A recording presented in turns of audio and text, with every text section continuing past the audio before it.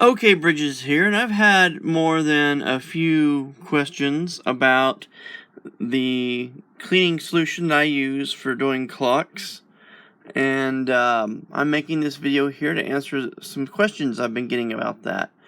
And I'm looking here at the PDF version of Extreme Restoration, a comprehensive guide to preservation and restoration of America's antique clocks, by Thomas E. Temple, 2004. This is edition 2.0 from June of 2006, and I think I got this back in 2009 or 2010. You can go to his website and get a lot of additional information. It acts sort of as a compendium to this book, and I'm obviously not going to show very much of this book here. This is sort of going to be a preview, almost a sales pitch. There's the website to go to get more information.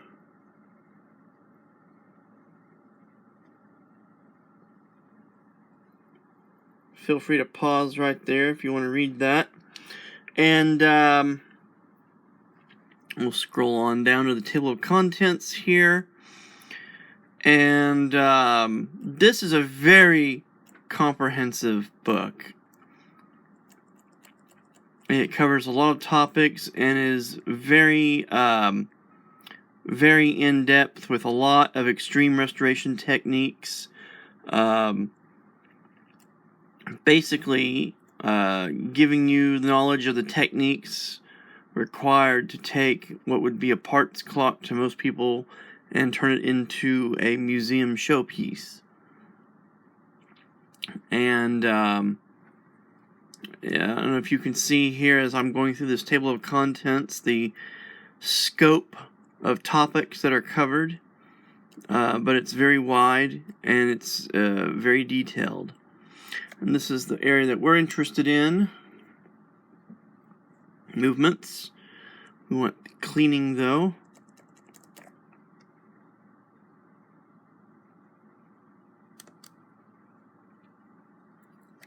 And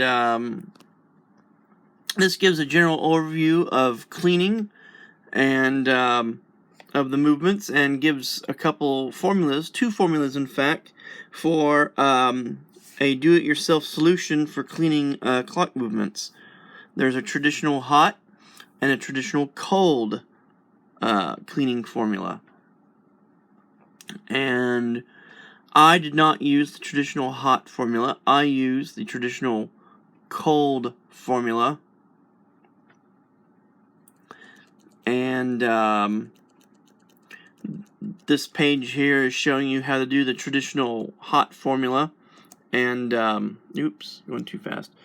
There's the three store-bought ingredients that you'll have to get to use the traditional cold formula: the acetone, ammonia, Murphy's oil soap. And then here is the recipe and instructions for using the traditional cold movement cleaning formula. And this is what I use when I clean a clock movement. And I have sort of my own little variation I do of this, but it's pretty close to the instructions given here. And a word of caution: ammonia can cause brass to discolor to a copper-like shade. I've used before I started using this formula, I was using Simple Green.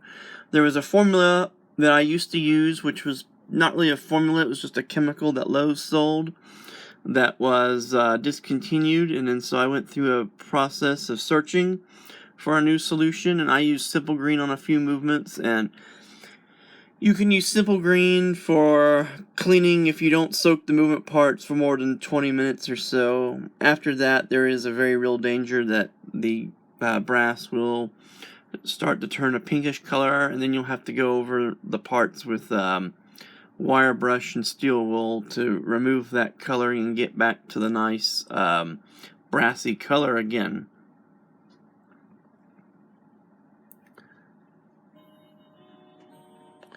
And he makes a note here, you use 26% ammonia, that household ammonia is 13%. The ammonia I bought at Lowe's is just regular old 13% ammonia, and I haven't had any difficulty with the solution not cleaning. I think most of the cleaning is coming from the acetone. I like to think of the ammonia, I'm no chemist by any means, but I think the ammonia sort of serves as a vehicle for allowing the acetone to be mixed with the water, because the water is really what gives this formula sort of the body that it requires to completely immerse the parts. But the water is not really, it's a filler. It's not really doing anything of the cleaning action. It's really the acetone and the ammonia. And the oil soap helps to brighten the brass up, brass that's become darker. And sometimes, depending on the way that your parts are soiled, it might be a good idea to sort of pre-rinse them off, because the acetone will degrease. That does most of the cutting action, getting rid of dried up grease and oil and the deposits of oil and dust, of softening that up so the dust can be removed, the dirt can be removed from the dried up oil on the movement plates. And then the oil soap in contact with the bare brass will brighten the brass up. If you have deposits on the movement plates that do not come off, where the oil soap cannot make contact with those areas, it will leave dark spots, or if there is lacquer or something. Not very significant though. If you've watched some of my videos where I have done movements, you'll see that overall the appearance is quite good. And the results are much better if the solution is fresh. I tend to use the solution until it's pretty worn out. As the solution, what I mean by worn out is the more volatile fractions of the acetone evaporate out, and you're left with a chemical that's not as aggressive. There is no real degreasing action. The acetone is not there to break down the grease and oils, and the ammonia probably helps to. Like I said, I kind of think of the ammonia as sort of being an agent to go between the acetone and the water, so that the old saying, oil and waters do not mix. Well, if you have something there that facilitates the mixing, so that you can use the water to sort of expand, the solution out to where you're not just having a large concentrated volume of acetone and ammonia. This gives instructions on using the solution. I use a container just like this. I modified the procedure a little bit to what I sort of call the lazy man procedure, where I use a source of vibration, a home appliance such as a clothes dryer. Put everything in there, shake it up, place it on the dryer, let it run during a air-only cycle, so I'm not using the heating elements in the dryer, I'm just using the motor. Let it sit there to where it vibrates and buzzes around. 30 minutes, the buzzer goes off, pick it up, shake it again, put it back on there, let it run through another cycle. An ultrasonic cleaner would really be a better way of doing it, because then you have a much higher frequency of agitation. Ultra, high sonic sound, ultra above sound. So we're talking frequency vibration more than 20,000 cycles per second. Whereas the clothes dryer, probably only getting maybe 20 or 30 cycles per second. It's being very generous too.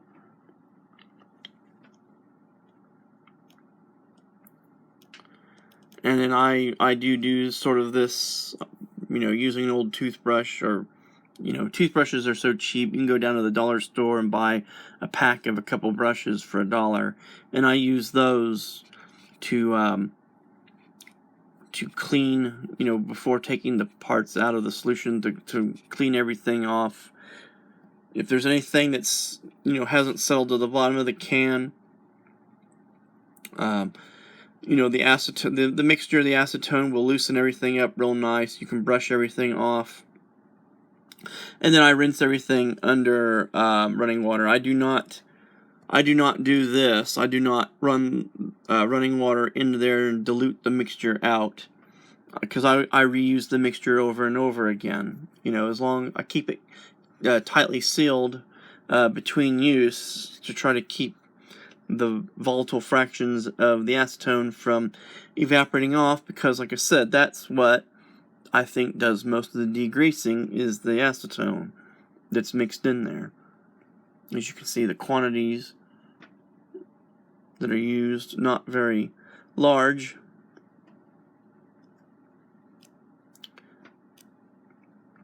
And then I'll let you download and read the rest of what's discussed. But that is how I clean the clock movement parts, is with the formula in this book. So very, very, very much I encourage you to check this out. Go check out Tom's website. If you're interested, I suggest buying his book. This is an amazing book. There's 753 pages here in the PDF format. When I downloaded this, I paid and got the download copy.